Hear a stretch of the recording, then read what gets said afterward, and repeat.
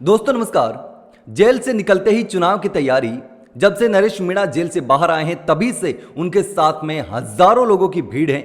ऐसा लगता है कि पूरे राजस्थान में विधानसभा चुनाव हो रहे हो, बल्कि एक सीट पर अंता सीट पर उपचुनाव हो रहे हैं। और ऐसे में नरेश मीणा के साथ में जो जन सैलाब उमड़ रहा है, जो भीड़ उमड़ रही है, जिस तरीके से रैलियां कर रहे हैं, जो तस्वीरें सामने आ रही हैं, उन तस्वीरों को देखकर लगता है कि यहाँ की सियासत अब पूरी तरीके से बदल चुकी है। नरेश मीणा ने जेल से निकलते ही राजस्थान की सियासत में एक नई सियासी लकीर खींच दी है।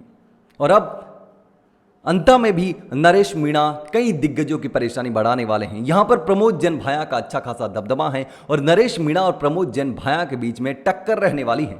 और प्रमोद जन भाया अगर यहां से हार जाते हैं तो फिर कांग्रेस के लिए बेइज्जती वाला सवाल होगा। लेकिन नरेश मीणा ने कांग्रेस का साथ छोड़ दिया है और अब निर्दलीय चुनाव लड़ने की सबसे ज्यादा संभावना है। और यहां पर सचिन पायलट का भी क्षेत्र माना जाता है ये पूरा। तो सचिन पायलट अगर प्रमोद जन भाया को नहीं जिता पाते हैं तो उनका भी कहीं ना कहीं दबदबा कम होता नजर आएगा, क्योंकि नरेश मीणा के साथ में जो भीड़ है, नरेश मीणा से जो भावनाएं जुड़ रही हैं लोगों की, क्योंकि जेल में रहने के बाद नरेश मीणा काफ़ी समय बाद बाहर आए हैं। और ऐसे में नरेश मीणा के साथ में जन भावनाएं जुड़ी हुई हैं और लगातार लोगों का समर्थन मिल रहा है। और अंता सीट की अगर हम बात करें तो अंता सीट मीणा बाहुल्य सीट है। यहाँ पर कंवरलाल मीणा जो कि हैं वो जेल जा चुके हैं और उनकी विधायकी जा चुकी हैं, जो यहां से विधायक बने थे। लेकिन अब कंवरलाल मीणा के जाने के बाद यहां पर उपचुनाव होने हैं। उपचुनाव होने हैं तो दूसरा जो दिग्गज नेता है उसका नाम आता है प्रमोद जन भाया। लेकिन प्रमोद जन भाया और नरेश मीणा के 36 का आंकड़ा है। हमेशा नरेश मीणा प्रमोद जन भाया के खिलाफ ही रहे हैं। जितने भी जमीन से जुड़े मामले हैं उसको लेकर कि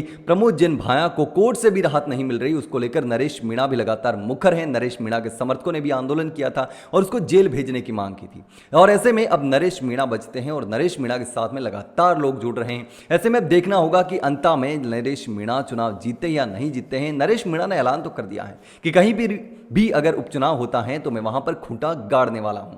और जिस तरीके से नरेश मीणा जन क्रांति यात्रा निकाल रहे हैं और उसमें भीड़ जुट रही है और जो तस्वीरें सामने आ रही है उसको देखकर लगता है कि नरेश मीणा ने तैयारी तो जेल से निकलने के साथ ही शुरू कर दी।